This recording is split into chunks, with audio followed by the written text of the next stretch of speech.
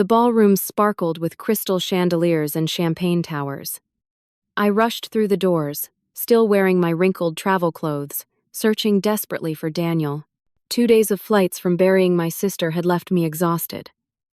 I barely registered the elegant crowd until I bumped something. Glass exploded. Champagne cascaded over white silk. A woman spun toward me, her face twisted with rage. "You stupid, clumsy woman!" Her hand cracked across my cheek. The room went silent. Then I heard my son's voice, cold as winter. "What did you just do?" I stood there, frozen, my cheek burning from the slap. The pain radiated through my skull, but it was nothing compared to the humiliation flooding through me. 200 guests stared in absolute silence. The bride stood before me in her champagne-soaked designer gown, her hand still raised, her expression shifting from fury to something else. Confusion, maybe. Or the beginning of fear. Daniel appeared beside her, his face drained of all color. He still wore his tuxedo, a white rose pinned to his lapel.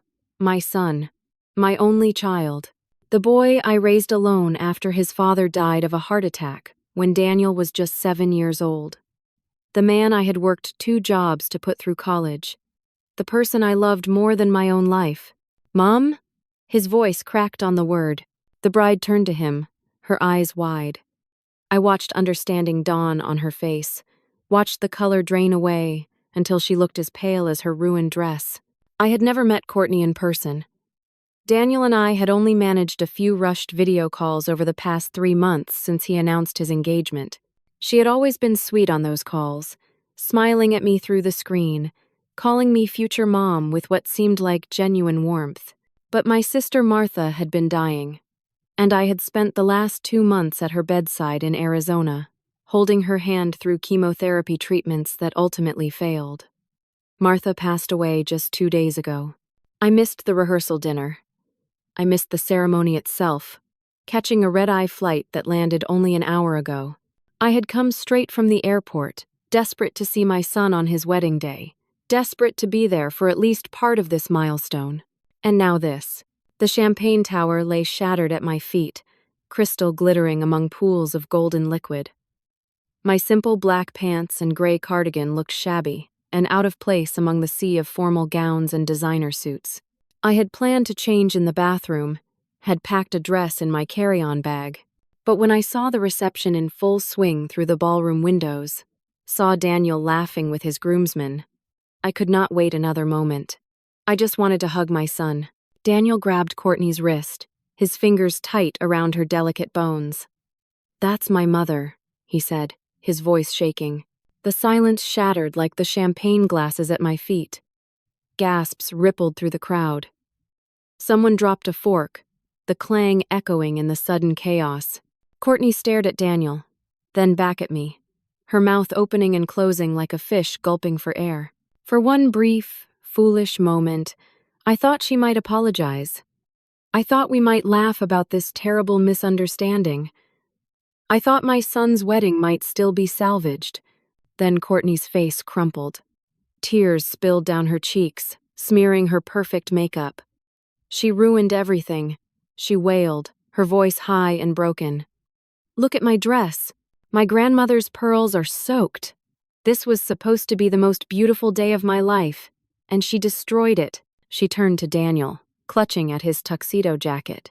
"She wasn't even supposed to be here. She missed the ceremony, she missed the rehearsal dinner, she couldn't even be bothered to show up on time. And now she shows up like this and ruins everything." I opened my mouth to explain, to tell her about Martha, about the flights, about how I had barely slept in 48 hours. But before I could speak, a man and woman rushed forward. They had Courtney's same honey-colored hair, the same sharp features. Her parents. "What is the meaning of this?" the man demanded. He was tall and broad-shouldered, wearing an expensive suit that probably cost more than 3 months of my rent. His face was red with anger. "You assault my daughter at her own wedding?" "I did not assault anyone," I said, my voice steadier than I felt. "I accidentally bumped the champagne tower. I apologize. I just arrived from Arizona. My sister passed away 2 days ago. and I have been traveling ever since. The woman, Courtney's mother, made a sharp sound of disbelief. There is always an excuse, she said coldly. She put her arm around Courtney, who was now sobbing against her mother's shoulder. Can you not see how upset she is? This is unforgivable. Daniel stood between us, his face torn with confusion and distress. Mom, why didn't you tell me you were coming? I thought you said you couldn't make it. I wanted to surprise you, I said softly. I caught the first flight I could after the funeral home picked up Martha's body. I tried calling you yesterday, but it went to voicemail. I thought I would make it in time for the ceremony, but the flights were delayed. Courtney looked up from her mother's shoulder, her eyes red and swollen. She is lying, she said, her voice choked with tears. She told Daniel she did not approve of me. She told him he was making a mistake, and now she shows up here to ruin our wedding day. This was deliberate.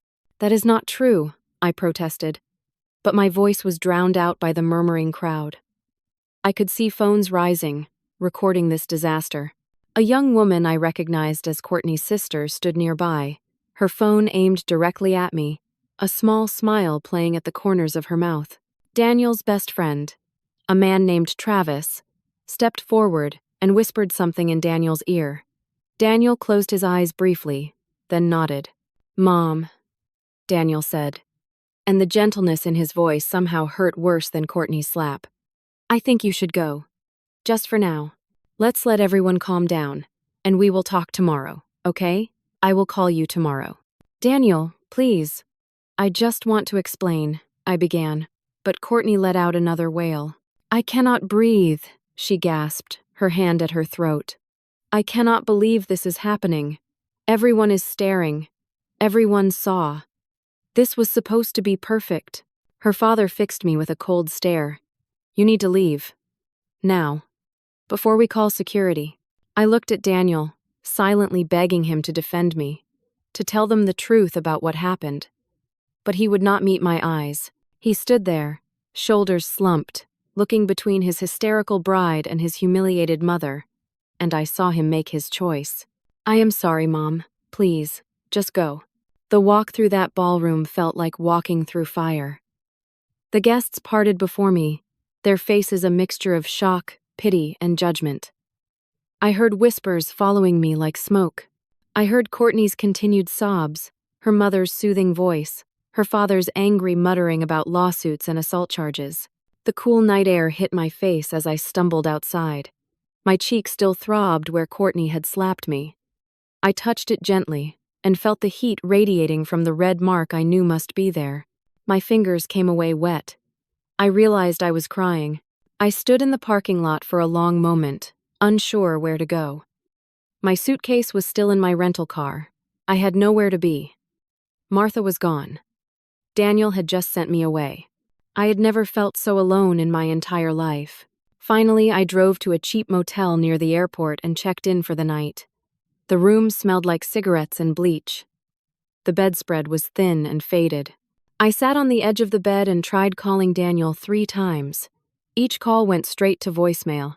I lay down in my clothes and stared at the water-stained ceiling. Somewhere across town, my son was dancing with his new wife, celebrating the beginning of their life together. And I was here, alone, marked by her handprint, wondering how everything had gone so terribly wrong. The next 2 days passed in a blur of grief and shock. I stayed in that motel room, afraid to go home, afraid to face the world. I called Daniel 6 times. He never answered. I left messages, each one more desperate than the last, begging him to call me back, to let me explain what happened. On the 3rd day, my phone began to ring. Not Daniel. Friends I had known for 20 years, women from my church, my coworker from the library. Elisa, I just saw a video, my friend Joyce said, her voice tight with something I could not quite identify. Is it true? Did you really attack Daniel's bride? What video? My hands went cold. Joyce sent me a link. I clicked it with trembling fingers. The video was titled, Jealous Mother-in-Law, Attacks Bride on Wedding Day. It had been viewed 40,000 times. I watched in horror as the edited footage played. Someone had cut it together to make me look like a monster. It showed me walking quickly toward the champagne tower. It showed the glasses falling. Then it cut to me stumbling forward, and the way it was edited made it look like I was lunging at Courtney, grabbing for her. The slap was completely cut out. The next shot showed Courtney crumpled on the floor, sobbing, while Daniel knelt beside her. The comments beneath the video were vicious. What a psycho. Some mothers cannot let their sons grow up. She should be arrested. Poor bride. I hope she gets a restraining order. I read comment after comment, each one another knife in my chest. These strangers thought I was a terrible person. They thought I had deliberately sabotaged my son's wedding out of jealousy. Over the next few days, the video spread. Friends from high school shared it. People from my church saw it. Someone created a thread on a local community forum discussing the crazy MIL from the Riverside wedding. My phone rang constantly. Some people called to offer support, but many called to ask if it was true. Their voices colored with doubt and disappointment. The church secretary called to let me know that several members had expressed concern about my recent behavior. Then my supervisor at the library called. I had worked there part-time for 12 years, shelving books and helping patrons with research. I loved that job. It was quiet and peaceful, and I had made good friends there. Elisa, I need you to come in for a meeting, my supervisor said. Her name was Patricia, and we had always gotten along well, but her voice was formal now, distant. Is everything all right? I asked, though I already knew it was not.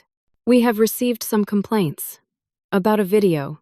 We need to discuss your online presence and how it affects the library's reputation. I sat through that meeting in a daze. Patricia and the library director sat across from me, their faces carefully neutral, and explained that several patrons had contacted them about the video. They said the library prided itself on being a welcoming community space. They said they needed to consider whether my continued employment might create an uncomfortable environment. They put me on temporary leave. Unpaid. When I finally got home to my small rental house, I found 3 pieces of hate mail in my mailbox. One called me a witch. Another said I should be ashamed. The third was worse, filled with language so vile I threw it in the trash without finishing it. That evening, Daniel finally called. My heart leaped when I saw his name on my screen. Daniel. Thank God. Please, let me explain what really happened. Mom. His voice sounded exhausted. Courtney is devastated. She has not eaten in 3 days. She cannot sleep. She is having panic attacks. I know this is terrible, but it was an accident. I would never deliberately hurt her. If you just listen to my side. Mom, the video is everywhere. Everyone saw what you did. That video is edited. It does not show the whole story. It does not show her hitting me. There was a long pause. Mom, I need you to take responsibility for what happened. Courtney's family thinks we should pursue legal action. I talked them out of it, but only if you agree to make a public apology. An apology? Daniel, I did nothing wrong. You knocked over the champagne tower. You showed up late looking like. He trailed off. Looking like what? Looking like someone who just buried her sister? Looking like someone who flew halfway across the country to be there for her son? Mom, please. Just make the apology video. Say you are sorry for disrupting the wedding. That is all. Then maybe this can all go away, and we can move on. I wanted to refuse. Every part of me wanted to fight. But I heard the exhaustion in my son's voice, heard the desperation. And I realized that if I did not do this, I might lose him forever. All right, I whispered. I will do it. I made the video that night. I sat in my living room, looking into my phone camera, and apologized for disrupting the wedding. I said I took full responsibility. I said I should have been more careful, more considerate, more aware of my surroundings. I said I wished the happy couple nothing but joy, and that I hoped they could forgive me. I hated every word. But I said them anyway, for Daniel. I sent the video to him. He posted it on social media, tagging Courtney's family. Within hours, the video had been shared hundreds of times. Courtney's sister Amber shared it with a caption, "Even she admits she was wrong. Justice for my sister." The harassment got worse. People I had never met sent me messages calling me names I will not repeat. Someone found my address and posted it online. Letters started arriving at my house, some supportive but many cruel. Then, one night, I heard a crash. I ran to my living room and found my front window shattered. A brick lay among the broken glass on my carpet. Wrapped around it was a note written in angry red marker, "Stay away from your son, psycho." I called the police. They took a report, but the officer who responded seemed skeptical. "Ma'am, I saw the video," he said carefully. "Maybe you should consider that people are just upset on behalf of the bride." After he left, I sat among the shattered glass, holding that threatening note, and realized the truth. My apology had not made things better. It had made them infinitely worse. Now everyone believed I was guilty. Now I had admitted it myself. And somewhere across town, my son was sleeping beside a woman who had orchestrated this entire nightmare. 1 week after the wedding, I woke up to find my bank account had been frozen. A message from the bank said there had been suspicious activity reported on my account, and that it would take 7 to 10 business days to resolve. I had $300 in cash. That was all. When I tried to use my credit card to buy groceries, it was declined. I called the company. They said my card had been maxed out. When I checked my statements online, I saw charges I had never made. Someone had reported fraudulent activity on my account, but instead of investigating the charges, they had frozen my credit line entirely. I sat in my car in the grocery store parking lot, my hands shaking, trying to understand how my life had fallen apart so completely in just 7 days. My phone rang. It was Daniel. Hope surged through me. "Mom, we need to talk." "Yes, please." "Daniel, I need to see you.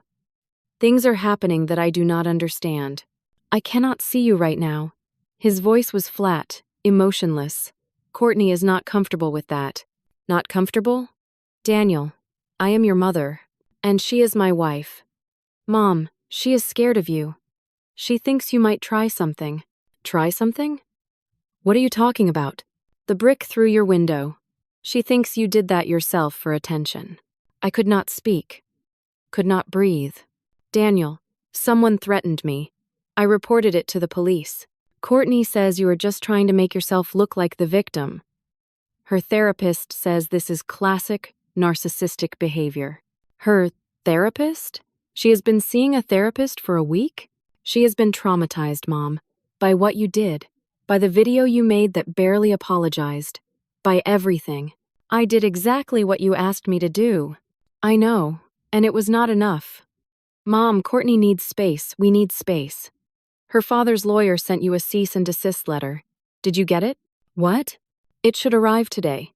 It basically says you cannot contact us or make any more statements about Courtney or the wedding. If you do, they will sue you for defamation and emotional distress." "This is insane. Daniel, you cannot be serious." "I am dead serious. Mom, I love you, but I love my wife too. And right now, I need to put her first. She is my family now." The line went dead. I sat there in my car, people walking past with their grocery bags, living their normal lives, while mine disintegrated. The cease and desist letter arrived that afternoon, delivered by a courier. It was 5 pages long, full of legal language I barely understood. But the message was clear. Do not contact Daniel or Courtney. Do not speak publicly about the wedding or about Courtney. Do not come near their home. Violations could result in a lawsuit seeking damages for emotional distress, defamation, and harassment. I called a lawyer that afternoon. Her name was Susan, and she had been recommended by a friend of a friend. She listened to my story, looked at the cease and desist letter, and shook her head. "Without proof that the video was edited, without witnesses to corroborate your version of events, this is going to be difficult," she said. "The edited video is very damaging, and your apology video can be used against you as an admission of guilt." But I only made that video because Daniel asked me to. I understand. But that does not change how it looks. My advice? Do not contact them. Do not respond to anything online. And if you want to fight this, we would need to countersue for defamation. But that is expensive. We are talking $10,000 minimum. I had less than $300 to my name. I paid Susan $200 for the consultation, leaving me with $73 and change. Over the next week, things continued to spiral. My car insurance was suddenly canceled. The letter said the company had become aware of my criminal activity and was terminating my policy. I had to argue with them for 20 minutes before they admitted they had received a complaint about me from an anonymous source. I found a new insurance company, but the rates were triple what I had been paying before. My landlord called. His name was Frank, and we had always been cordial. He was friendly with many people in town, including, I would learn, Courtney's father, Gary, who owned 3 car dealerships and sponsored the local Little League team Frank's grandson played on. Elisa, I am sorry to do this, but I am going to need you to vacate the property, Frank said. You are month to month, so I am giving you the required 30 days notice. Frank, why? I have never been late on rent. I have been a good tenant. I know. But I have been getting complaints from the neighbors about the broken window, about people coming by. It is making others uncomfortable. Frank, I was the victim. Someone threw that brick. I know, but it is just better this way. I am sorry. I realized Gary had gotten to him. Or maybe Frank had simply decided that I was too much trouble. Either way, I had 30 days to find a new place to live, and with my credit cards maxed and my bank account frozen, I had no idea how I would pay for a deposit on a new apartment. I tried to call my brother Paul in California. We had not been close in recent years, both of us busy with our own lives, but he was family. Surely he would help. Paul, I need to talk to you about something that happened at Daniel's wedding. I saw the video, Elisa. His voice was careful, measured. It looked pretty bad. I explained everything. The whole story, from Martha's death to the slap to the edited video. Paul listened quietly. That is your side of the story, he said finally. But honestly, Elisa, I have been worried about you for a while. Ever since Howard died, you have been so focused on Daniel. Maybe too focused. Maybe Courtney was right that you have some boundary issues. Paul, she slapped me. Is there any proof of that? Because the video shows you lunging at her. The video is edited. Maybe. Or maybe you are not remembering things clearly. Grief can do that. Look, I think you should talk to someone. A therapist. And maybe give Daniel and his new wife some space. Even my own brother doubted me. I hung up and sat in my small living room, surrounded by moving boxes I could not afford to move, facing an eviction I could not fight, drowning in debt I had not incurred, and I realized the terrible truth. Courtney's family was destroying my life piece by piece, and there was nothing I could do to stop them. 3 weeks after the wedding, I was living out of my rental car, which I had managed to keep only because I paid the new insurance premium with money I should have spent on food. The extended stay motel wanted $60 a night I did not have. I had sold most of my furniture to a second-hand shop for $200. The rest of my belongings were in a storage unit I had paid for using the last of my credit. I was 59 years old, and I was homeless. I spent my days at the public library, the one where I used to work, using their Wi-Fi and bathroom. Patricia saw me there once and looked away quickly, embarrassed. I spent my nights in my car, parked in different locations to avoid being noticed. Walmart parking lot one night, a rest stop the next. Behind a church on Sunday, I had lost 15 pounds. My clothes hung loose on my frame. I caught sight of myself in a bathroom mirror one day and barely recognized the hollow-eyed woman staring back at me. But through it all, I thought about Daniel. I missed him with a physical ache that never went away. I looked at old photos on my phone, pictures of him as a baby, as a little boy missing his front teeth, as a teenager in his baseball uniform, as a young man graduating college, my son, my whole world. And I thought about Martha. My sister. She had died trying to protect Daniel, and I had not even been able to properly grieve her. One morning, while sorting through the boxes in my storage unit looking for anything else I could sell, I found an envelope I had never opened. It was addressed to me in Martha's handwriting, postmarked 2 weeks before she died. It must have arrived the day before the wedding, and in all the chaos I had simply thrown it in a box with other mail. My hands shook as I opened it. Inside was a letter and a thick stack of papers bound with a clip. "My dearest Elisa," Martha's letter began, and I had to stop reading because tears blurred my vision. This was her handwriting. These were her words. She had been alive when she wrote this, had licked this envelope, had dropped it in a mailbox somewhere in Arizona. I wiped my eyes and continued reading. "I am writing this because I do not have much time left, and there is something you need to know about Courtney. I know you think I am being paranoid, but a mother's instinct is a powerful thing, even for an aunt who loves her nephew like a son. When Daniel told me he was getting married after only 3 months of dating, alarm bells went off.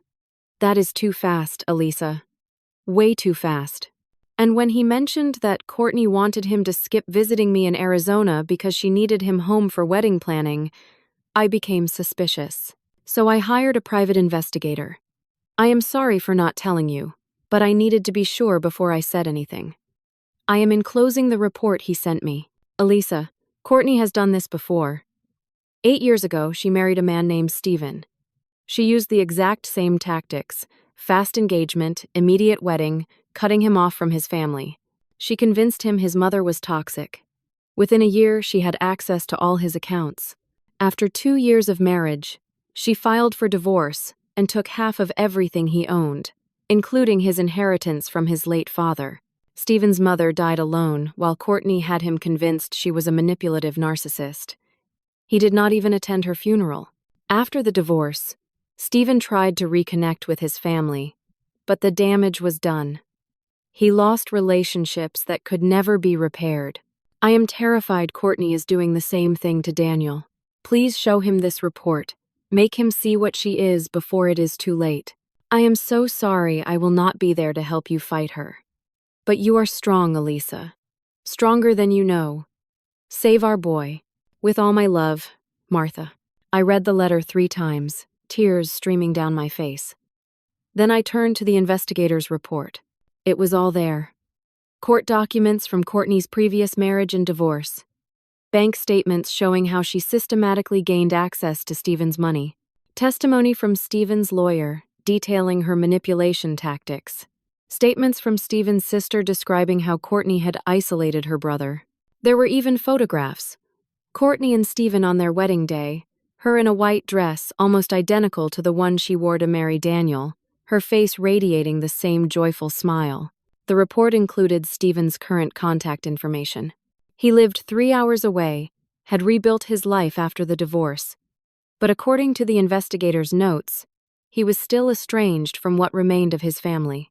I sat in that storage unit, holding proof that my son was married to a predator, and felt something I had not felt in weeks: hope. I tried calling Daniel immediately. His phone went straight to voicemail. I tried 5 more times throughout the day. Same result. Finally, I got in my car and drove to the house Daniel had bought. The house I had helped him purchase with $30,000 of my late husband's life insurance money. I had co-signed the mortgage. I had every right to be there. It was late afternoon when I pulled up. Daniel's truck was in the driveway. Lights were on inside. I could see movement through the front window. I grabbed the envelope with Martha's letter and the report and walked up to the front door. My heart pounded. This was it. This was my chance to save him. I knocked. Courtney answered. She wore yoga pants and one of Daniel's old college sweatshirts. Her hair was pulled back in a ponytail. She looked younger than I remembered, more vulnerable. For a moment, we just stared at each other. "You are not supposed to be here," she said quietly. "I need to see Daniel. I have something important to show him. It is about you." "About me?" Her eyebrows rose. "What about me?" "I know what you did to Steven. I know why you married my son." Something flickered across her face. Fear? Anger? It was gone before I could identify it. Then she started screaming. Daniel! Daniel, she is here! She is at our door! She is threatening me! I am not threatening you. I just need to talk to Daniel. Get away from me. Courtney stumbled backward into the house, one hand clutching her stomach, the other reaching for the wall. The stress. Oh God, the baby. What baby? I said, confused. Daniel appeared behind her, and his face went white when he saw me. Mom? What are you doing here? Daniel, I have proof. Proof about Courtney. Please, you have to look at this. I held out the envelope. Courtney let out a sob and collapsed to the floor, still clutching her stomach. The baby, she moaned. I cannot lose the baby. Not because of her. Daniel's face transformed into something I had never seen before. Pure rage. You are hurting my pregnant wife, he said, his voice shaking. Get out. Get out right now. Daniel, she is lying. Please, just look at the report. He snatched the envelope from my hand but did not open it. I am calling the police. You violated the cease and desist. You are trespassing. And you just caused my wife to collapse. She is fine. Look at her. This is an act. But Courtney was good. She lay on the floor, crying softly, one hand still on her stomach, looking for all the world like a woman terrified for her unborn child. Leave, Daniel said. Now, before I have you arrested. I left. What else could I do? I sat in my car down the street and watched as a police cruiser pulled up 10 minutes later. I watched as Courtney, leaning heavily on Daniel, gave her statement. I watched as the officer nodded sympathetically, writing in his notepad. 20 minutes later, the police found me. They arrested me for trespassing and violating the cease and desist order. They handcuffed me, read me my rights, and put me in the back of their car while neighbors watched from their windows. At the station, I tried to explain about the report, about Stephen, about Courtney's history. The officer looked at me with pity and said, Ma'am, we see this a lot. Mothers who cannot let go. I suggest you talk to someone, a professional. I spent the night in jail. The cell was cold and smelled like urine and despair. I sat on the hard bench and thought about how completely I had failed. The report was gone. Daniel had it, but he would never read it now. Courtney had convinced him I was dangerous. I had played right into her hands. When they released me the next morning on bail, using the last $400 I had borrowed from my friend Joyce, I checked my phone. Courtney had posted on social media, My MIL showed up at our house tonight and attacked me. I am pregnant and terrified for my baby's life. We have filed a police report and are pursuing a restraining order. Please pray for us. The post had been shared 2,000 times. Someone had commented, People like her should not be allowed near children. Another, I hope they lock her up. Another, that poor couple. That poor baby. I sat on the steps outside the police station in the early morning cold and realized I had nothing left. No home, no money, no son, no proof, no hope. And Courtney was winning. 1 month after the wedding, I faced criminal charges for trespassing. The public defender assigned to my case was a young man named Marcus, who looked barely old enough to practice law. He met with me for 15 minutes in a cramped office and said, The best option is to plead guilty and ask for probation. You are a first-time offender. The judge will probably be lenient. But I did nothing wrong, I said. I co-signed on that house. I gave them $30,000 toward the down payment. Marcus shuffled through his papers. That may be a civil matter, but it does not give you the right to violate a cease and desist order. Ma'am, I am trying to help you. A trial would be expensive and risky. Just plead guilty, accept probation, and move on with your life. I had officially been fired from the library. Patricia sent me a formal letter explaining that my temporary leave was now permanent termination. The letter mentioned my recent legal troubles and the library's commitment to maintaining a safe and welcoming environment. I was living in a motel that charged by the week. The room was slightly better than my car, but not by much. The carpet was stained, the walls were thin, and every night I could hear the couple next door fighting or the man on the other side watching television at maximum volume. I worked odd jobs for cash. I cleaned houses for people I found through online ads. I bagged groceries at a store that paid under the table. I walked dogs. I did anything to earn enough money to keep my motel room and buy food. I had lost 20 pounds. My hair was going gray. I looked in the mirror and saw an old woman, broken and beaten. Joyce called me less frequently now. Other friends had stopped calling altogether. My brother Paul sent me a text, saying he thought it was best if we did not talk for a while, that he needed to process everything. I was utterly alone. One cold Tuesday morning, sitting in a diner, nursing a cup of coffee I could barely afford. My phone rang. Unknown number. Hello? Is this Elisa, Daniel's mother? Yes. Who is this? My name is Stephen. I was married to Courtney. I almost dropped the phone. How did you find me? I have been following the news. The videos. I saw you were arrested. I did some digging and found your number. Look, I know you probably do not want to talk to a stranger, but I need to tell you something. I know what she is doing to you. She did the same thing to me and my mother. We agreed to meet that afternoon at the diner. Stephen arrived 20 minutes late, looking nervous. He was 41 years old with gray at his temples and tired eyes. He sat across from me and said, I am so sorry. I tried to warn Daniel months ago. I sent him a message on social media, but Courtney must have seen it and deleted it. She was good at that, monitoring everything. He told me his story, and it was exactly what Martha's report had said.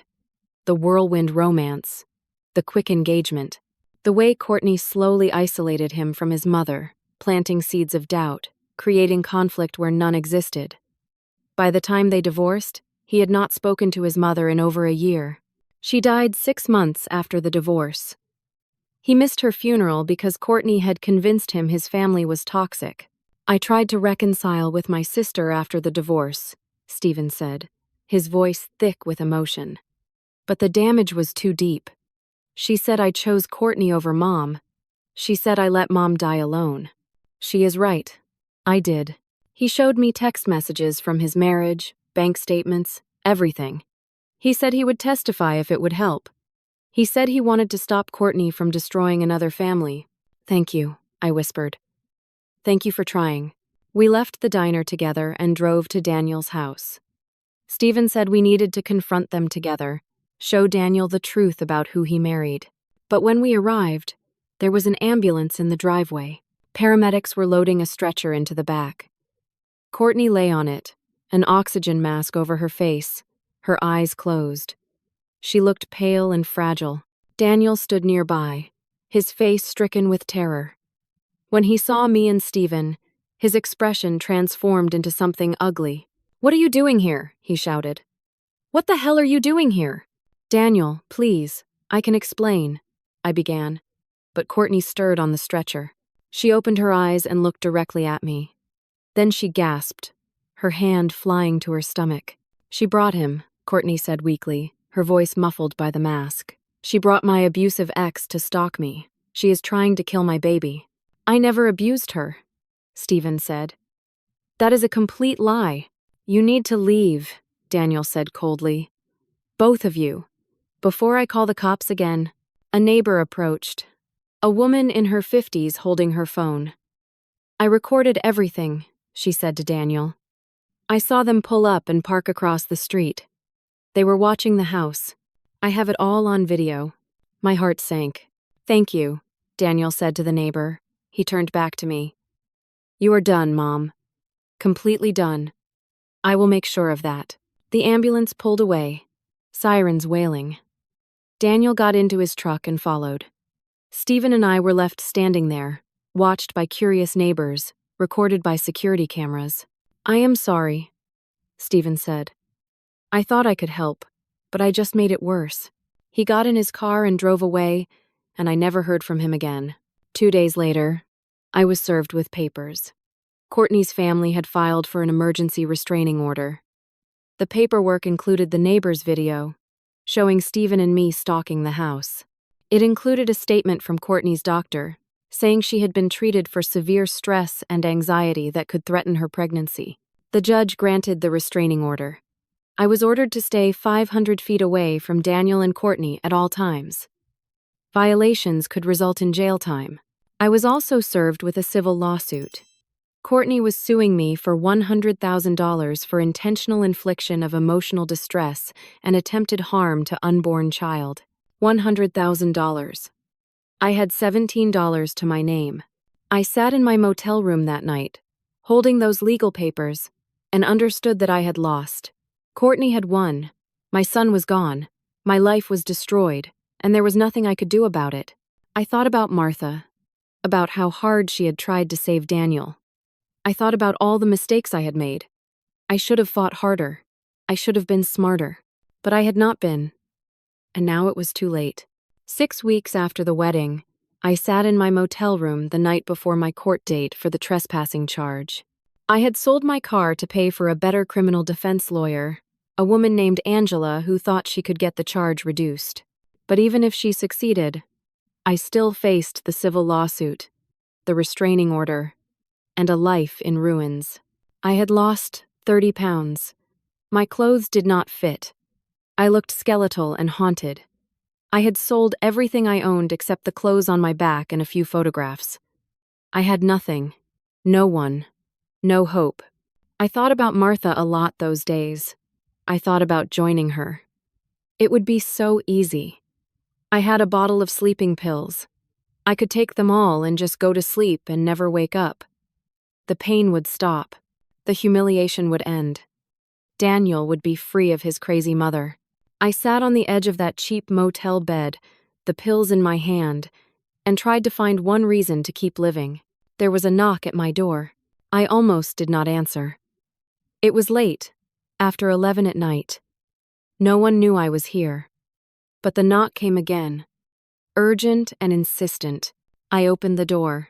A young woman stood there, maybe 23 years old, with dark hair and frightened eyes. "Are you Elisa? Daniel's mother?" "Yes. My name is Harper. I was at the wedding. I was Courtney's roommate in college. I need to talk to you. Right now. Before I lose my nerve." I let her in.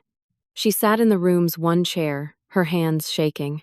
"I have been watching everything that happened to you," she said. "I have been watching it online, seeing what Courtney has done, and I cannot stay quiet anymore. She is evil. She is actually evil. And I have proof." She pulled out her phone. "I filmed the Champagne Tower incident," Harper said. "I was standing on the other side. My video shows everything. The real version." She played it for me. I watched myself accidentally bump the tower. I watched Courtney deliberately step toward me, escalating the situation. I watched her scream at me. And then, crystal clear with perfect audio, I watched her slap me across the face while shouting, "You stupid, clumsy woman!" Tears poured down my face. "Why did you not come forward before?" Harper looked ashamed. "Courtney's father offered me $10,000 to delete the video.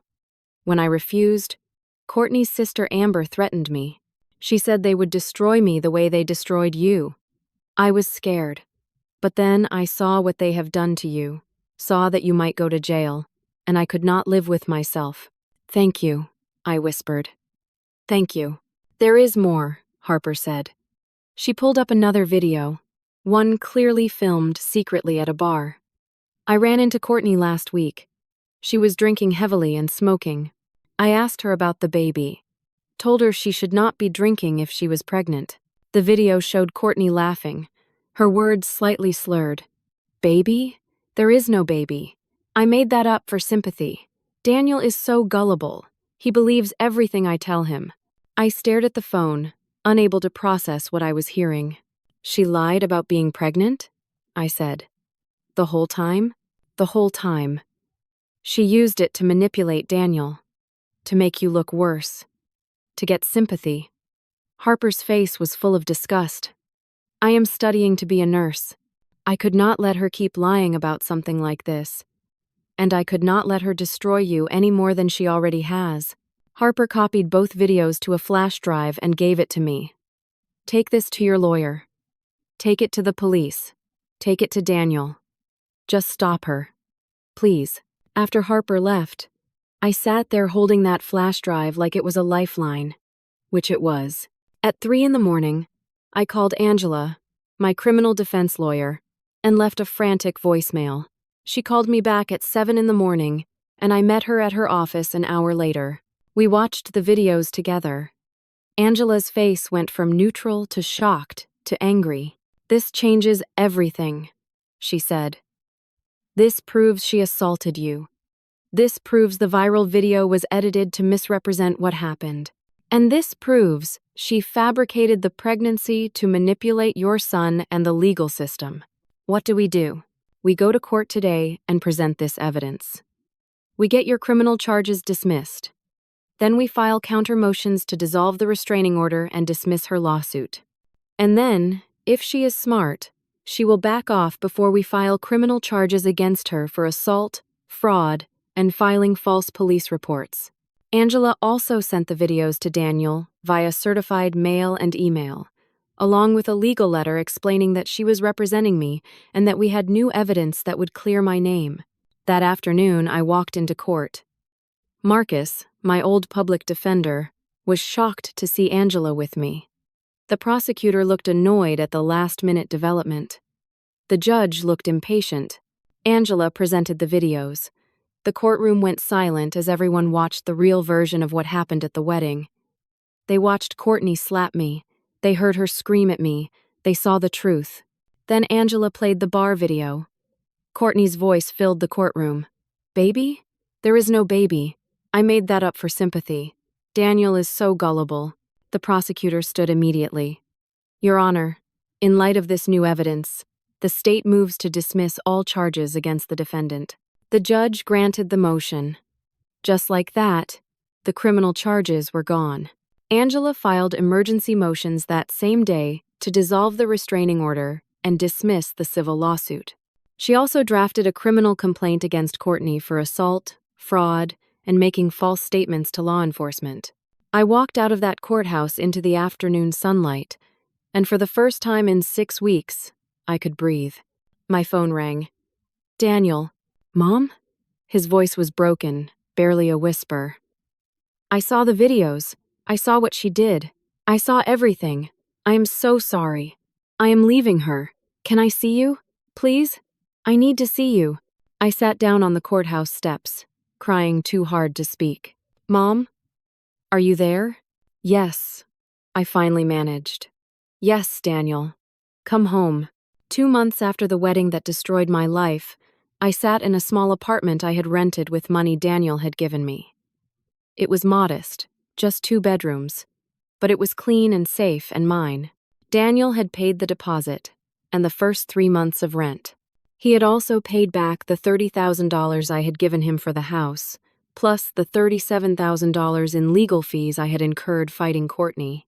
He was living with me now, in the 2nd bedroom, trying to piece his life back together. The morning after he saw Harper's videos, Daniel had packed a bag and left Courtney. She had called him crying, begging him to come back, but he refused. When she realized tears would not work, she had tried anger, then threats, then more tears. Nothing worked. Daniel had been to see a therapist 3 times already. The therapist specialized in psychological abuse and manipulation. She explained to Daniel how Courtney had used classic manipulation tactics. Love, bombing him at the beginning of their relationship, isolating him from his support system, gaslighting him about his own perceptions, and creating a false narrative where I was the villain. "She told me you did not approve of her," Daniel said one night as we sat together eating the meatloaf I had made, his favorite meal. "She said you thought I was making a mistake. She said you told her she was not good enough for me. Did you ever say anything like that?" "Never," I said. "I barely spoke to her. We had a handful of video calls, and she seemed nice. I had no reason to disapprove. I just wanted you to be happy." Daniel put his head in his hands. "I believed her. Every lie. Every manipulation. I chose her over you. I let you be arrested. I let you lose everything." His voice broke. "Mom, how can you even look at me? I reached across the table and took his hand. Because you are my son, and you were a victim too. She targeted you. She manipulated you. And when you finally saw the truth, you came back. That is what matters.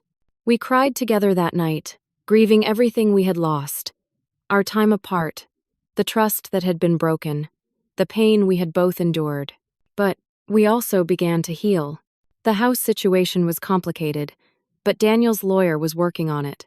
Since I had co-signed and contributed significant funds toward the down payment, and since Courtney had lied about being pregnant to gain sympathy and legal advantage, the lawyer believed we could force her out and recoup our investment. It would take time, but it would happen. Courtney's world had collapsed as spectacularly as mine had. Harper's videos had gone viral, racking up millions of views in days.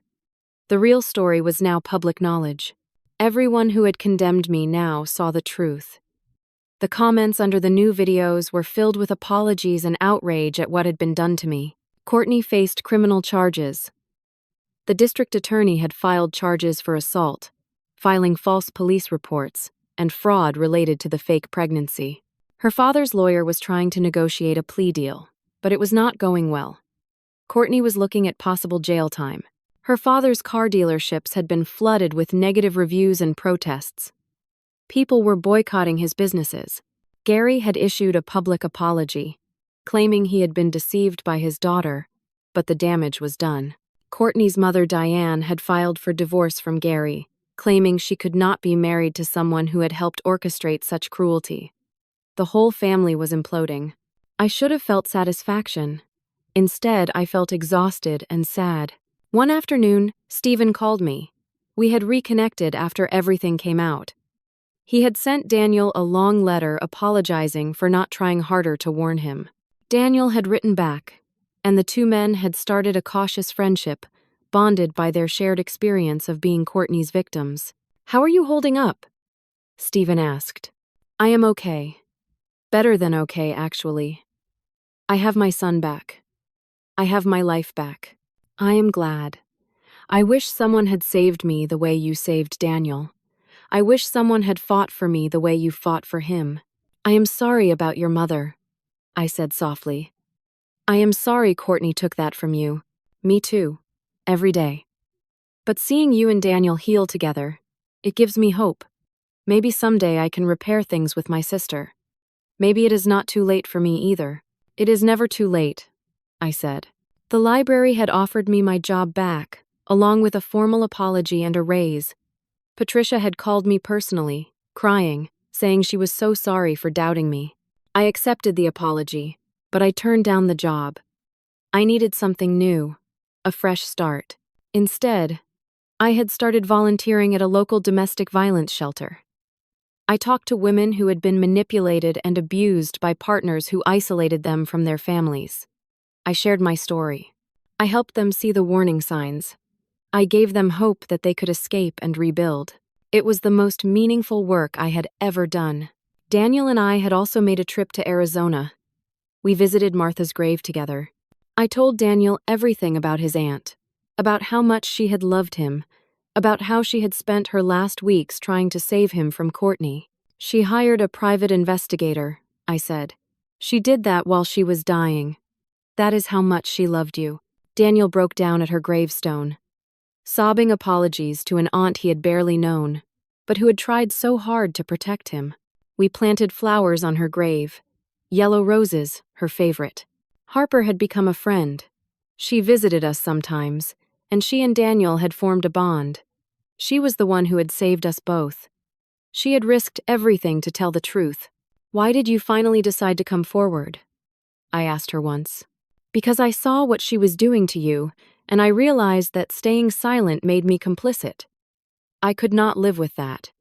And honestly, I was tired of being afraid.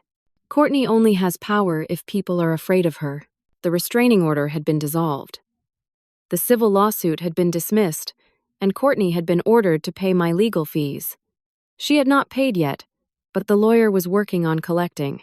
My reputation in the community had been fully restored. People I had not heard from in months reached out to apologize. My brother Paul called, crying, saying he was so sorry for doubting me. Friends from church organized a fundraiser to help me recover financially. Joyce had cried when she saw me, hugging me so tight I could barely breathe. But the most important thing was Daniel. My son was home. We had started family therapy together, working through the trauma of the past months. It was hard work. There were sessions where we both cried. There were moments of anger and hurt, but we were committed to healing our relationship. "I am never getting married again," Daniel said one night, only half joking. "You will," I said. "Someday, when you are ready, you will find someone who is kind and honest and good. And I will be there, and I will be happy for you. But next time, let us take it slow. Let us make sure we really know the person." "Deal," he said. I had learned so much through this nightmare. I had learned that manipulation can happen to anyone, that intelligent, kind people can be deceived by someone who is skilled at lying. I had learned that the truth does matter, but sometimes it takes time to emerge. I had learned that fighting for the people you love, even when it seems hopeless, is always worth it. I had also learned about my own strength. I had survived losing everything. I had survived being homeless, being arrested, being publicly shamed. I had survived contemplating ending my own life, and I had held on, one more day, then another, until the truth finally came out. If you are going through something similar, if someone is trying to isolate you from people you love, if someone is manipulating you or someone you care about, please know this: document everything.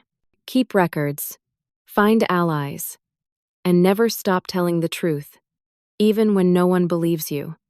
The truth has a way of emerging eventually. And if you are the one being isolated, if someone you love is telling you that your family is toxic, that they need you to cut off contact, please stop and ask yourself, is this real? Are there legitimate reasons for these boundaries? Or is someone trying to control me? Healthy relationships do not require you to abandon everyone who loves you. That is not love. That is control. As I sat there that evening, Daniel across from me eating seconds of meatloaf and telling me about his therapy session, I felt something I had not felt in months. Peace. Real, genuine peace. My son was home. We were healing. The nightmare was over. I thought about Martha and wished she could see this. Wish she could know that her final act of love had saved Daniel. I like to think she was watching somehow, that she knew. "I love you, Mom," Daniel said suddenly. "I love you too, sweetheart." And in that moment, everything we had been through felt worth it. Because we were here, together, and we had survived. That is what I want to leave you with. Not the pain or the betrayal or the injustice, but the survival, the healing, the hope. Because no matter how dark things get, no matter how hopeless it seems, you can survive, you can heal, and the people who truly love you will find their way back. Sometimes, that is the most important lesson of all. Now, I want to ask you something. Have you ever experienced a situation where someone tried to turn a loved one against you? Or have you seen manipulation tactics being used in relationships around you? How did you handle it? I would love to hear your thoughts and experiences in the comments below. If this story resonated with you, if it touched your heart or taught you something, please consider giving this video a like. It helps others who might be going through similar situations find this story and know they are not alone. And if you want to hear more stories about resilience, survival, and the strength of the human spirit, please subscribe to this channel. Share this story with someone who might need to hear it. You never know whose life you might change by sharing the truth. Thank you for listening to my story. Thank you for being here. I hope you find peace in your own life, whatever struggles you might be facing. Remember, you are stronger than you know, and the truth always matters. Take care of yourselves and each other.